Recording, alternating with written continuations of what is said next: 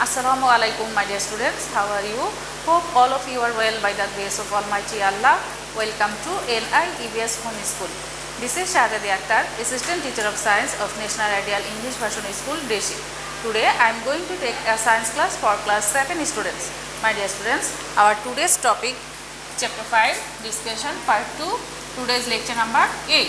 My dear students, now let's start our class. This is Chapter 5, Digestive System and Blood Circulation System. My dear students, today we will discuss digestive glands and their functions. First of all, we will discuss digestive glands and their functions. My dear students, follow this class with your book, textbook. When secretion of any gland outside the digestive canal participate in digestion, the glands are called digestive glands. My dear students, underline this line. What is digestive glands? So, the secretion of any gland outside the digestive canals participate in digestion. The glands are called digestive glands. And we have already learned that salivary gland, liver and pancreas are digestive glands. So, underline also this line. This is important. Fill in the blanks. Salivary glands secrete saliva. Saliva. Salivary glands secrete saliva.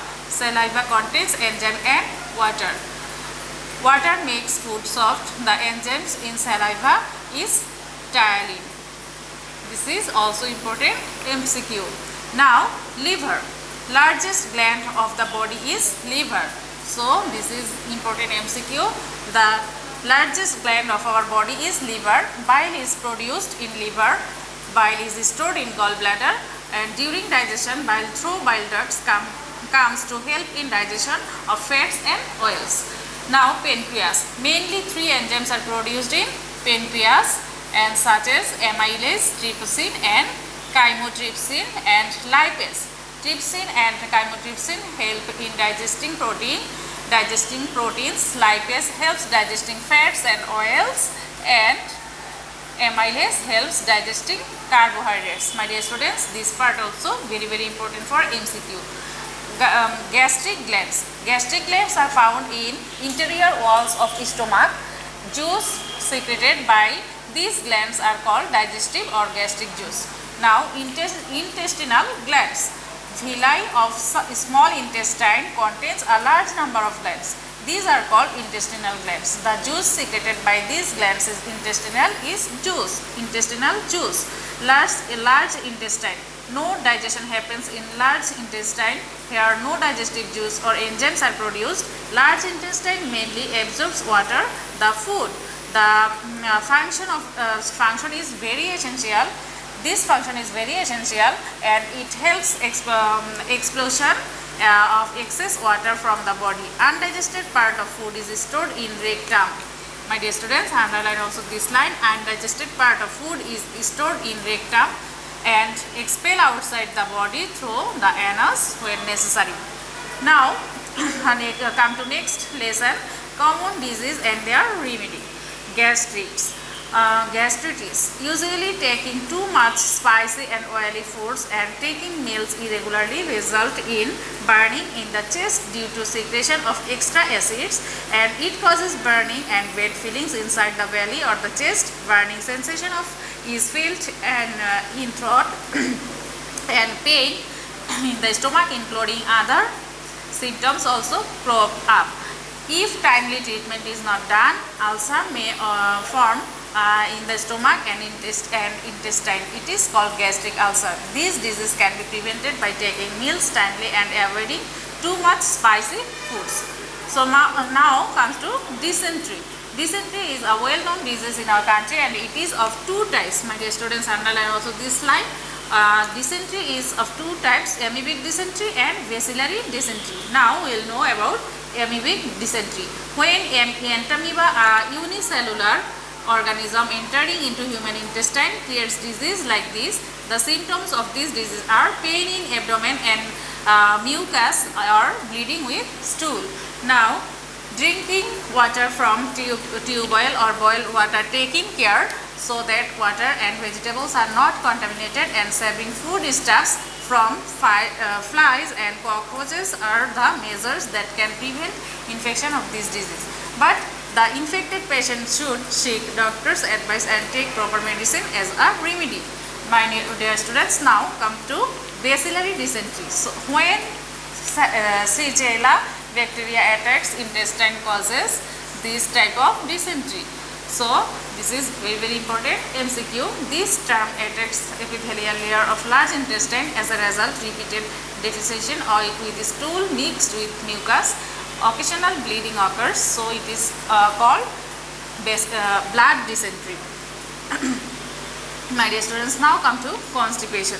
Actually, constipation is not a disease. Constipation has various causes such as slow movement of food through intestine, not taking green foods and vegetables, not going for defecation, when feeling for defecation comes, etc.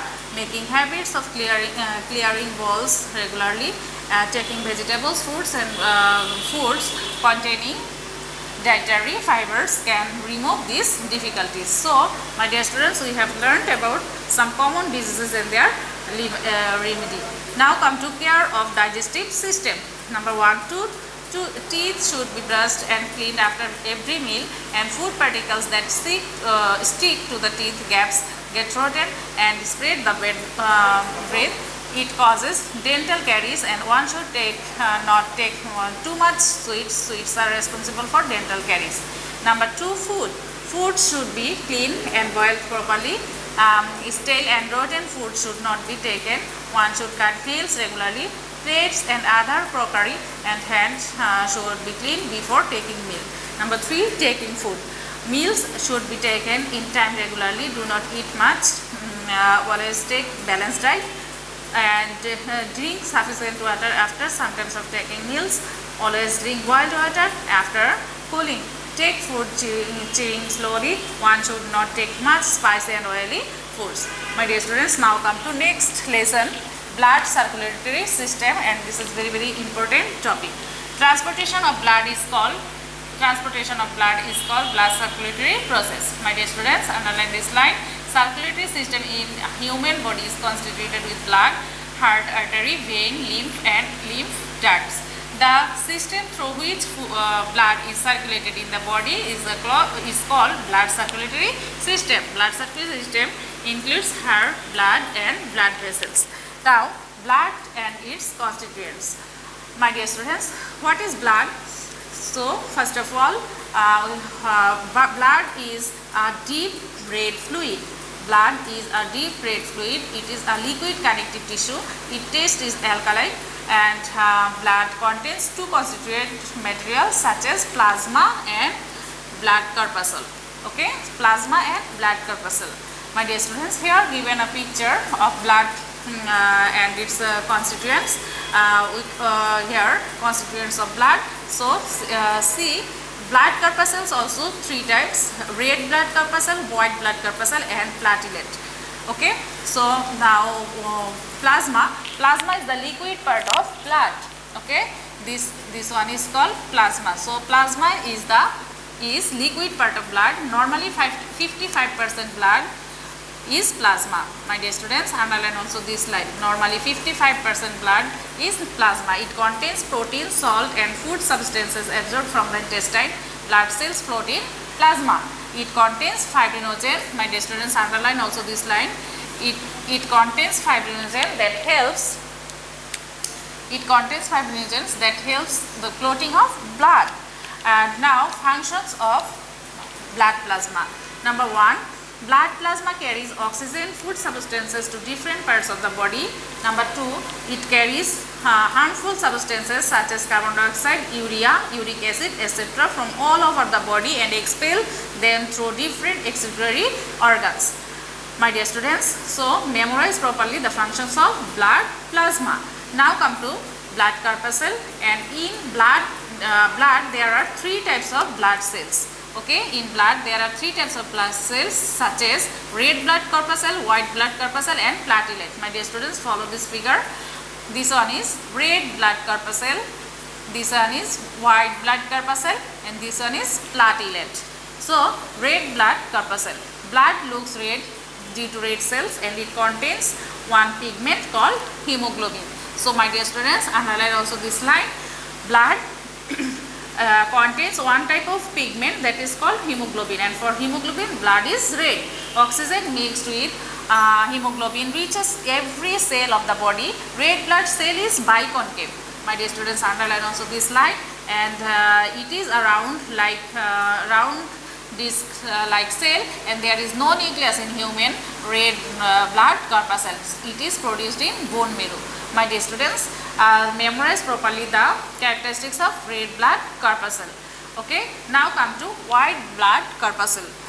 White blood corpuscle are a bit larger in size, and irregular in shape. They contain nucleus, and they are produced in spleen and bone marrow, and they kill germs that enter into the body, and it acts as a security guard of the body. So they can be compared with soldiers.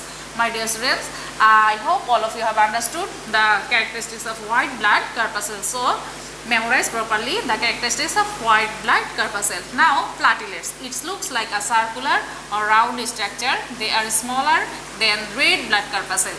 They do not contain any nucleus. My dear students, underline also this line. Platelet do not contain any nucleus. They stay in clusters. They are produced in red bone marrow, and in case of bleeding from the wound, it helps in clotting of the blood. So my dear students, from this above discussion, we can easily memorize the difference between red blood corpuscle, white blood corpuscle and platelets. Now come to functions of blood. Blood is an essential constituent of our body. It has various functions such as number 1, transportation of food. Food that we take are converted to simple food and get mixed up with blood. Food extracts are carried to different parts of our body by blood. The blood cells are nourished by this way. Number 2, transportation of oxygen. This is the another function of blood. Oxygen is necessary for every activity of the body. Organic cells cannot survive without oxygen, so oxygen along with food is to be supplied to them. Hemoglobin of red blood cell takes oxygen from the lung and carry them as oxyhemoglobin to every cell. So my dear students, this is the another important function of blood. Now come to number 3, carbon dioxide exchange. Blood plasma carries carbon dioxide from cells to different organs to the lung. Number 4, explosion of waste materials. Blood helps explosion of nitrogenous waste products. Number 5, prevention of disease. This is the another important function of blood.